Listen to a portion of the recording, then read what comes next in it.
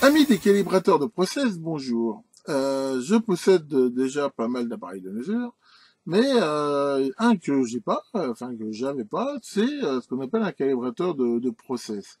Alors j'ai un calibrateur, je veux dire une sorte de référence Fluke, mais je veux dire un appareil assez gros qui permet de donner des tensions de référence, des résistances de référence. Hein, ça sert justement à calibrer les multimètres. Mais j'avais pas ce genre d'appareil hein, qu'on appelle calibrateur de process, qui sont portables et qui servent, je dirais, sur le terrain à simuler des capteurs ou vérifier des capteurs, générer des courants, surtout pour tout ce qui est boucle de courant et tout ça. Enfin, c'est des appareils, je veux dire, relativement utiles et qui sont généralement assez coûteux. Et j'ai vu sur Blangot qu'il y en avait un pour 109 euros à peu près, dont les specs avaient l'air, je veux dire, plutôt sympa, enfin je veux dire largement suffisante pour mes besoins. Et donc j'ai craqué sur cet appareil, je l'ai reçu, je l'ai reçu, j'ai été plutôt déçu, comme on va le voir. Alors regardons ça un petit peu. Alors voilà le carton que j'ai reçu, hein, le fameux donc AMPX01. Et voilà, on va regarder ensemble ce qu'il y a dedans. Donc il y a ici l'appareil hein, qui est assez gros. Ici dans un sac antistatique, on va regarder ça de plus près. Et ensuite il y a au fond de la boîte, hein. Ah, la boîte est plutôt de bonne qualité. Un jeu de cordon de mesure et un sachet antistatique. Alors ça c'est les cordons, donc ça ils sont plutôt agréables au toucher, assez souples. On voit que c'est des cordons ici de sécurité.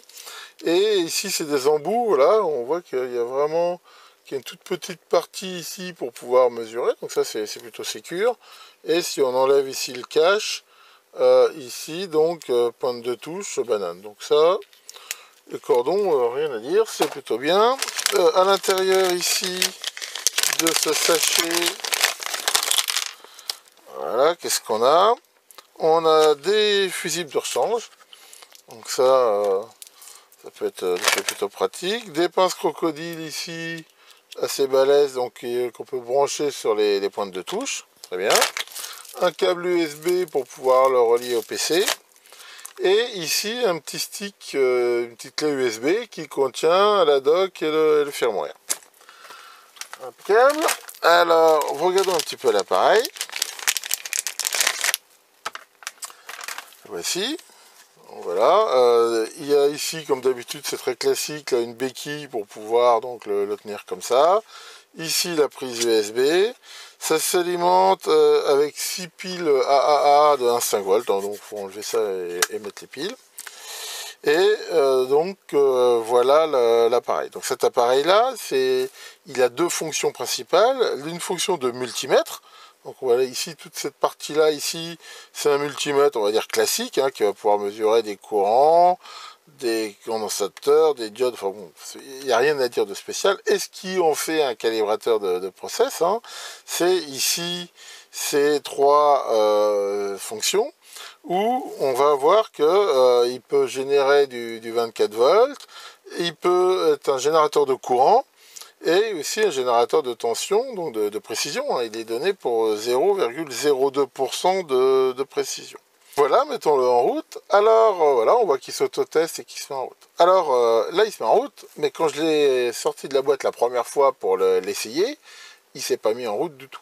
Donc voici pourquoi. Alors en effet, quand j'ai mis en route cet appareil pour la première fois, il ne fonctionnait pas, il y a rien qui s'affichait. Alors j'ai cherché un peu, j'ai vérifié mes piles, je les ai remuées un petit peu, rien à faire. J'ai dit bon, j'ai donc ouvert le bignou, hein, ça se démonte assez facilement avec 4 vis. Et voilà, bon là, voilà, j'ai pris une photo. Bon, à l'intérieur, on va dire, c'est un circuit assez classique. Bon, il y a pas grand-chose à dire. Hein. On voit qu'il y a des fusibles de protection. Et en fait, j'ai vite trouvé où était le problème. Le problème, il vient d'ici là. Voilà, on voit ici qu'il y a des espèces de petits contacts. Hein, voilà, il y en a deux ici. Et quand le couvercle est fermé, c'est censé appuyer sur voilà ces pastilles ici un petit peu dorées, et ce qui fait le contact. Et elles étaient complètement mis à plat, ce qui fait qu'il y avait absolument aucune chance que ça touche. Enfin bon, à mon avis, ça n'a jamais été testé ce truc-là. Enfin, la façon dont c'était fait, c'était évident que ça pouvait pas marcher. Bon, alors c'est pas très grave, hein. Pour info, ce fil-là, là, c'est le fil qui vient de l'interface USB que j'ai pas branché. Mais enfin voilà, déjà ce truc-là, bah, enfin, il y a pas de contrôle qualité ou c'est fait quand même un petit peu par-dessus la jambe, quoi.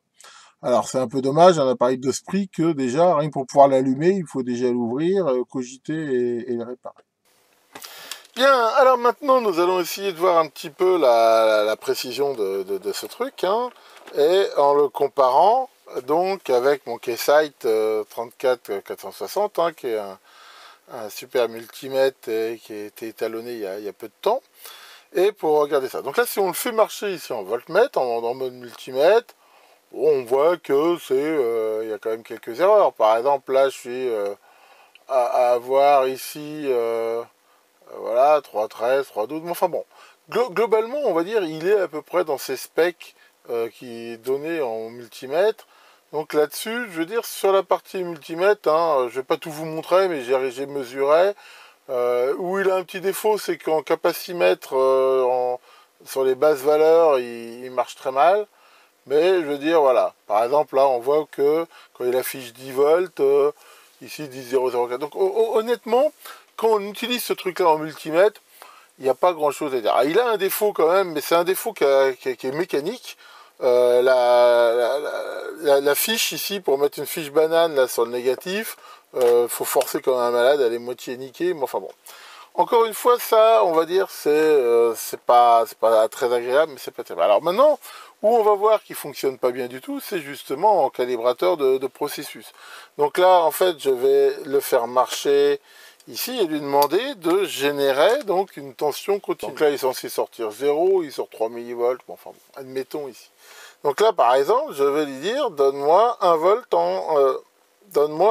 en sortie. Il faut noter que le rétroéclairage ne fonctionne pas en mode là.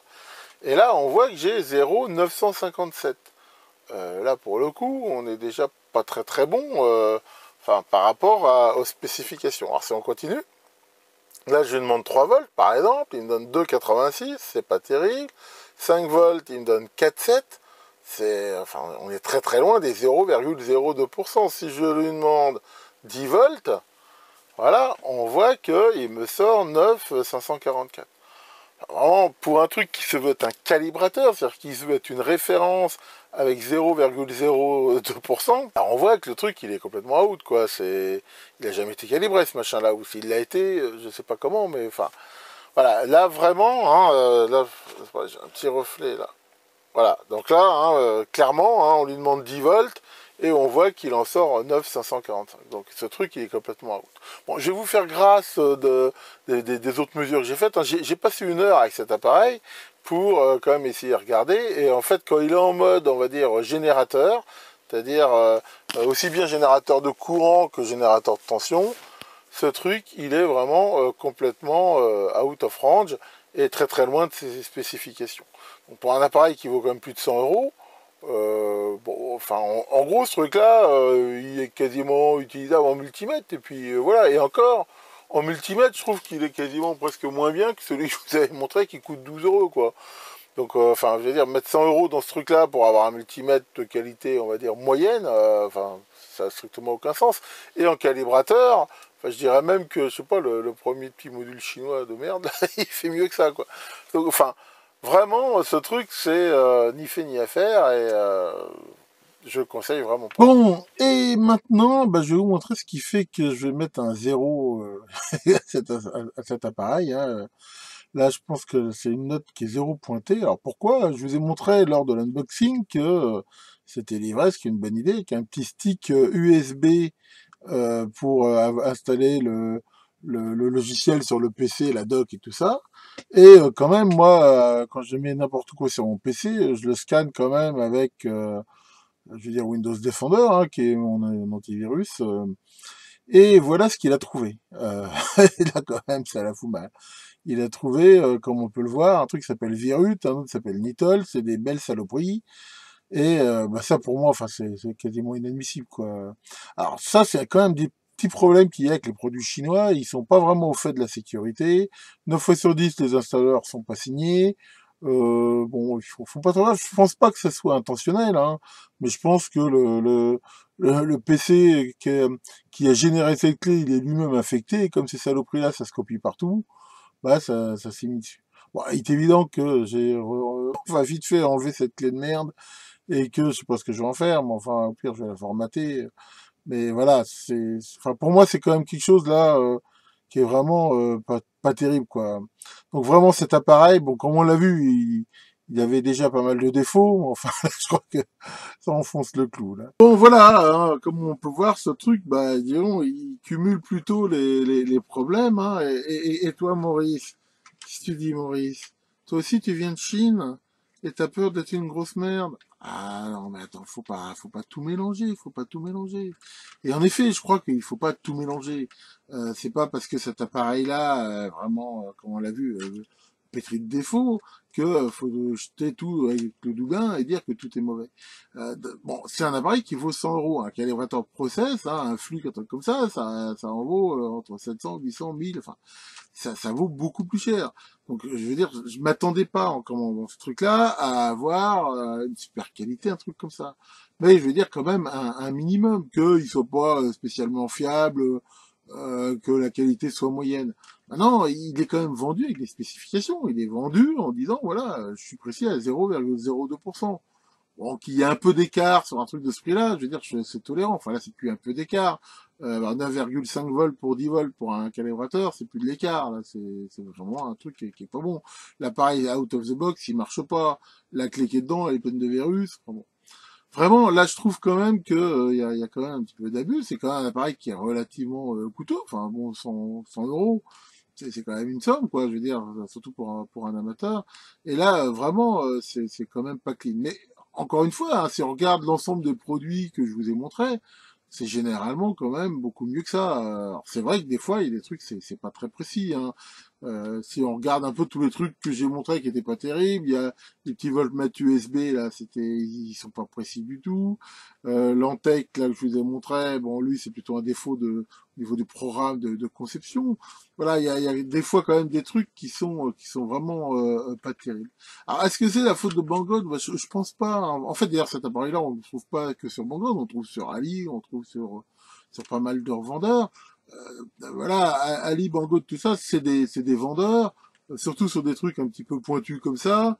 Bah, je pense que voilà, ils les mettent en vente et ils font confiance un petit peu à leurs fournisseurs. Et bah, le fautif, c'est le fabricant. Je veux dire, c'est lui qui voit un truc qui est pas bon. Et d'ailleurs, je l'ai signalé à Banggood, hein, j'ai eu le contact avec eux.